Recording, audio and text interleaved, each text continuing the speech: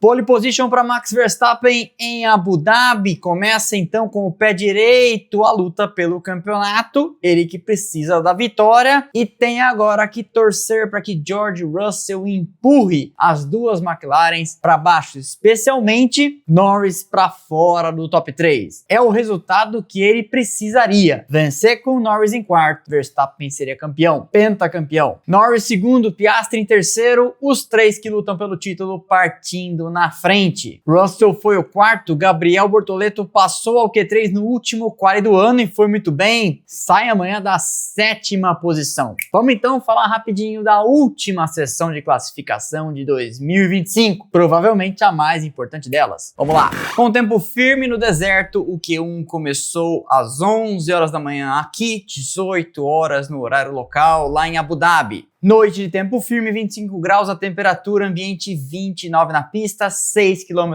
por hora de vento. Todo mundo então fazendo fila e descendo pelo túnel, acesso à pista que parece um túnel aqui de São Paulo, chamado Túnel Noite Ilustrada. Quem é da Pauliceia conhece. Chegava então a hora da verdade de sabermos quem faria o melhor tempo, quem parte na frente, e as primeiras peças começariam então a se posicionar no tabuleiro dessa decisão de campeonato. Antes, no TL3, que começou às 7h30 da manhã, George Russell tinha feito o melhor tempo, Gabriel Bortoleto tinha ido mais uma vez bem, um final de semana promissor para Sauber, com Norris em segundo, Verstappen em terceiro, Alonso numa quarta posição muito boa e Oscar Piastri em quinto. Hamilton deu uma gloriosa panca, ficou de fora do resto da sessão e a Ferrari teve que trabalhar bastante no seu carro para entregá-lo pronto para este quali. E justamente por causa disso, Hamilton, foi um dos primeiros a sair, porque é importante aproveitar esse começo de Q1 para ver se está tudo no lugar, se o carro está bem montado, zero vazamentos e problemas. Os primeiros a marcar a volta, Franco Colapinto e Pierre Gasly. 24,4 para o argentino calçando pneus macios, 24,7 para Gasly calçando pneus médios. Mas aí, rapidamente, Colapinto perderia sua volta por limites de pista. Hamilton passou também de médios e fez 24,0 momentaneamente na primeira posição então. E veio o Stroll de macios, 1,23,7. Hülkenberg e Bortoleto, dupla da Sauber de macios, 1,23,4 para Hulk, 0,191 acima dele, Gabriel. Apareceu então o replay da volta deletada de Colapinto e não há discussão, né? 4 rodas para lá da linha branca, já era. Depois veio um replay de uma volta deletada de Stroll, mesma régua, mesma regra, 4 pneus pro lado de lá, adeus. Com 12 minutos para o fim do Q1, Verstappen foi o primeiro dos 3 que disputam o campeonato a dar as caras. Ele fez 1,23,3, foi o topo da tabela, mas a F1 TV e a Sky comentaram algo que realmente é de chamar a atenção. Naquele momento, era pouca diferença dele para os carros da Sauber. 0,148 melhor do que Hulk, 0,339 de Gabriel. Alonso, então, subiu para a segunda posição. Veio Norris, fez sua volta, passou Behrman e empurrou todo mundo para baixo. Ele que ontem disse no rádio, o carro está incrivelmente bom. 1,23,254 para o estreante que a essa altura, depois de uma temporada completa e feito 2 provas ano passado, já não é mais estreante. Piastri passou e foi o segundo, atrás de Behrman, 1 milésimo. Russell veio com 23,247 e empurrou todo mundo para baixo, assumiu a ponta e mostrou que a pista seguia evoluindo. Olha a diferença neste Q1, os 10 primeiros em 3 décimos e meio, 0,367 mais lento era o P10 Hadjar. A 8 minutos do final, estes eram os que passariam os 15 primeiros e Gabriel era o último na 15ª posição. Todo mundo ainda ia tentar. Aí apareceu um replay que eu achei que era uma repetição, mas não, era outra Alpine, dessa vez com Gasly, também com volta deletada por limites de pista no mesmo lugar que Colapinto. 4 pneus para fora,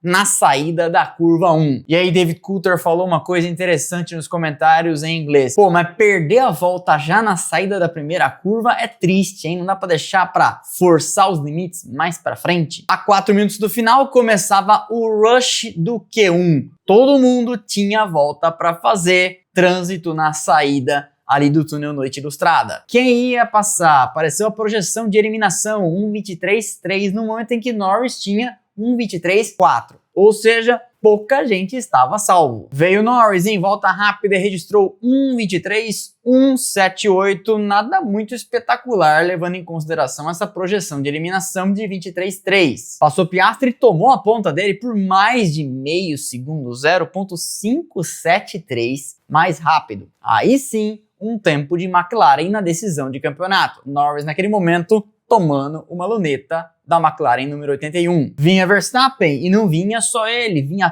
todo o pelotão, muita gente na pista, muita gente precisando fazer volta. Ele passou e se enfiou no meio das McLarens. Quem conseguiu também isso foi Kimi Antonelli. Afinal de contas, meio segundo da ponta, Norris permitiu que muita gente coubesse ali naquele espação. No cronômetro zerado, estes eram os da zona de eliminação, mas as Saubers, Hülkenberg e Bortoleto ainda vinham em volta. No apagar das luzes do Q1, Hamilton era o 15º, estava então na bolha para cair e ser eliminado no Q1. Veio o Bortoleto e empurrou a Ferrari número 44 para fora. Gabriel subiu para a 14ª posição. Hülkenberg completou sua volta e não passou. Só uma Sauber foi então ao Q2. Eliminados com isso, Hamilton, Albon, Hülkenberg, Gasly e Franco Colapinto. Naquele intervalo entre o Q1 e o Q2 apareceu o rádio de Hamilton e o engenheiro dizendo para ele: I'm afraid, né? Receio que não passamos, que estejamos de fora. E ele disse o de sempre também. É isso aí, toda vez. O relógio nem tinha começado a correr, a luz verde não tinha acendido para o começo do Q2 e Verstappen já estava na saída do pit lane. E ele foi o primeiro a registrar tempo, 1:22.912,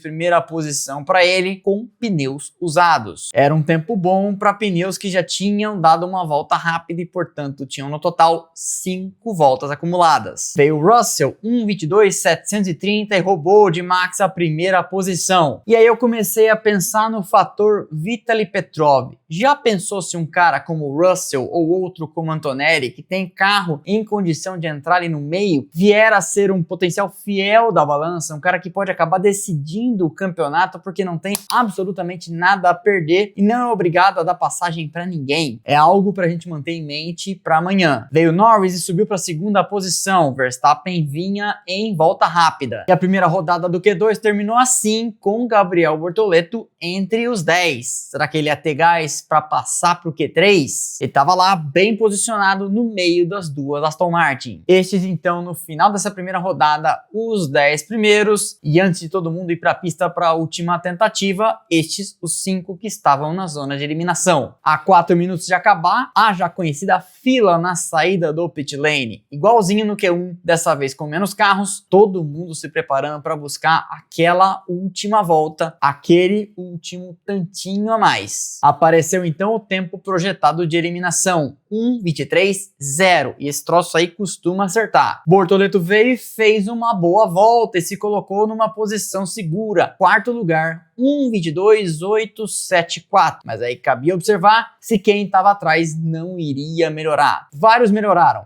Alonso foi um deles, que empurrou Gabriel para 5º, mas no fim ele continuou entre os 10 e Behrman, aquele que disse que o carro estava incrível nesse final de semana, foi o líder entre os que não passaram, 11º para ele. Eliminados então, Behrman, Sainz, Lawson, Kimi Antonelli e Lance Stroll. Fila de saída, 10 sobreviventes, 2 McLarens, 2 Red Bulls. Isso é raro de acontecer e seria decisivo nesse quali. Raro de acontecer porque a outra Red Bull do Tsunoda não vai frequentemente à última parte do quali. Além deles, uma Aston Martin, uma Sauber, uma Racing Bulls, uma Haas, uma Mercedes e uma Ferrari. Verstappen saiu para fazer sua volta e contou no segundo setor com um vácuo extremamente importante e camarada de seu companheiro de equipe Yuki Tsunoda, que se fizesse isso mais vezes ao longo do ano, teria garantido seu emprego. Foi uma belíssima puxada de vácuo. O Tsunoda já tinha feito isso outras vezes nesse ano, eu lembro que a primeira delas foi em Jeddah, na Arábia Saudita. Resultado, Verstappen passou na linha de chegada e registrou a volta mais rápida do final de semana, pelo menos até ali, 1:22.295, e assustou todo mundo. 2 décimos mais rápido, inclusive, que a melhor volta que tinha aparecido em Abu Dhabi nesse ano. Veio Norris, 1:22.751, volta boa, mas distante do que Verstappen fez. Veio Piastri, 1:22.622, e a primeira rodada ficou então Verstappen em primeiro com esse 22 depois 2,95 e aí 3 décimos e pouco atrás Oscar Piastri e depois Norris. Leclerc o quarto, Russell quinto, Bortoleto o sexto, depois Alonso, Hadjar, Ocon e Yuki Tsunoda sem tempo. Apareceu então o rádio da Red Bull para Tsunoda: dê a ele um bom vácuo aqui, aguarde por ele, olhe nos retrovisores. Ainda bem, porque senão eu seria acusado do hediondo crime de dizer as coisas como elas aconteceram. E para reforçar o tema de vácuo, de repente pareceu que a gente estava nas 500 milhas de Indianápolis. Russell espertamente falou para Mercedes: me coloque na pista na volta de saída atrás do Verstappen. Ele provavelmente vai me dar um vácuo. Por quê? Porque o piloto opta por isso. Quando eles têm uma boa relação, por exemplo, o Verstappen vive dando vácuo para Bortoleto, que retribui, o piloto da frente continua na linha ideal em reta, acelerando, porque quanto mais rápido você tá, mais vácuo você faz, e sai do caminho chegando no final. Quando os caras não são amigos ou quando são adversários, como as duas McLarens, o cara completa a volta e sai completamente e tira o pé do acelerador para não deixar nenhum vácuo. Russell sabe que Verstappen precisa da Mercedes entrando no meio e empurrando as McLarens para baixo. Lembre-se, Verstappen sabe que o resultado para ele que interessa é vencer a corrida e Norris não pode ser nada além de quarto. Portanto, ele precisa de Piastri e mais alguém, por exemplo, Russell, no meio. Para a McLaren, portanto, sobrava justamente o drama de que ninguém ali vai trabalhar pelo outro. Afinal de contas, os dois brigam pela mesma coisa: o título. Piastri puxou a fila da segunda rodada. Veio, melhorou, mas não foi o suficiente, ficando em segundo 0,141 de Verstappen, ainda da volta anterior. Veio Norris, melhorou, mas não o suficiente para tomar a ponta, só que empurrou o Piastri para terceiro. Segunda posição para ele, 0,113 na ponta. E com isso ficou entre Verstappen e Russell, porque as duas McLarens não tinham feito o suficiente, não dava mais tempo de fazer volta. O Russell veio sacudindo, balançando, mas também não fez uma volta para assustar ninguém. Quarta posição, foi para investigação ao tempo da gravação desse vídeo, eu não sei se ele perdeu, mas enfim, quarto lugar, 0,438 da ponta. Se perder volta, vai ajudar quem tá atrás, não interfere em quem tá na frente. Pole position importantíssima, essencial amanhã para Max Verstappen, que precisa então da vitória. E além da vitória, torcer, como eu falei, para Norris não estar entre os 3 primeiros. Não importa o que acontecer com Piastri, mesmo que ele seja segundo, se o Verstappen vence e o Norris não entra entre os 3, campeão, ou no caso, pentacampeão, Max Verstappen. Norris foi o segundo, Piastri o terceiro, Russell o quarto, pelo menos por enquanto. Leclerc o quinto, Alonso o sexto, Gabriel Bortoleto na sua última classificação nesse ano e última classificação na Sauber, porque no ano que vem ela vai se chamar Audi. Foi o sétimo e atrás dele, Ocon, Hadjar e Yuki Tsunoda. E você ouviu o rádio do Verstappen com o Gianpietro? Gianpietro disse pra ele algo muito interessante: você fez a pole 2 vezes. Não que ele fez a pole 2 vezes, mas é que a volta dele na primeira tentativa no Q3 foi boa o suficiente pra pole 2 vezes, porque as McLarens tentaram e não conseguiram superar com 2 jogos de pneus diferentes. Então é como conquistar uma pole 2 vezes. 0,201 na frente do segundo colocado, Norris. Disso aí, 1 décimo eu acho que vem do vácuo dado por Tsunoda. O que esperar para amanhã? Então, muita coisa pode acontecer. A gente sabe, eu gosto da frase do Murray Walker que dizia, no caso ele já faleceu: anything can happen in F1.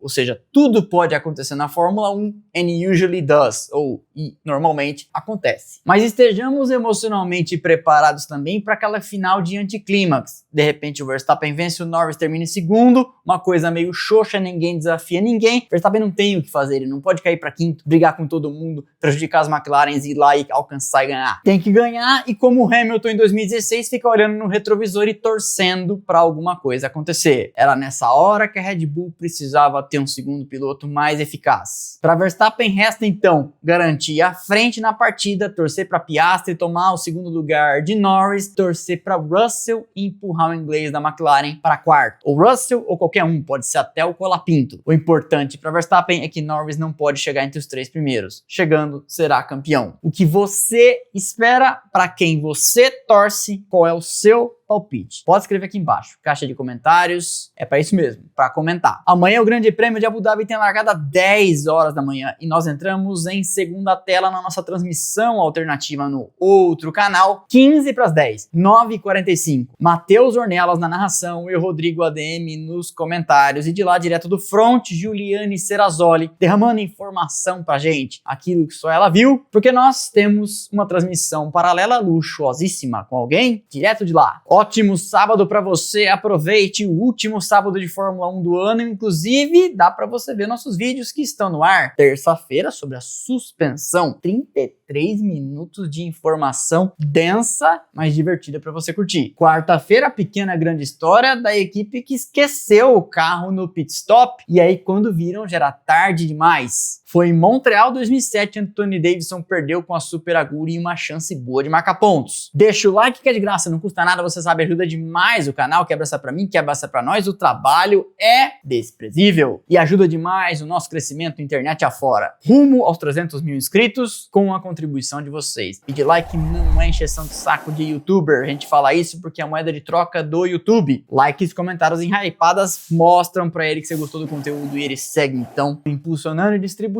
a gente, internet afora. Choveu gente aqui mandando print, mostrando, repostando e eu coloquei vários dos nossos stories, dividindo com a gente, o que é uma alegria que a gente tá no top canal que eles assistem. Morro de orgulho de uma coisa dessas, porque afinal de contas é meu trabalho, fazendo parte da vida também de vocês. Para não perder nada do que a gente faz por aqui, canais de notificação, Instagram, Telegram e WhatsApp te avisam de tudo o que acontece por aqui, breaking news, os posts com o horário das corridas e etc. E as nossas redes sociais seguem derramando conteúdo o tempo todo, Instagram, Twitter, Threads e TikTok. Passando aqui os arrobas, o link está lá embaixo também na descrição. Ótima tarde de sábado, vejo vocês aqui para a decisão do campeonato 9h45 da manhã e depois 18 horas, a nossa live pós-corrida, a última do ano, respondendo suas perguntas, seus superchats, tirando suas dúvidas, comentando das tretas, falando do campeonato e dando, como sempre, aquelas risadas, além de sortear brindes para vocês. Fechado? Então é isso. Valeu e aquele abraço.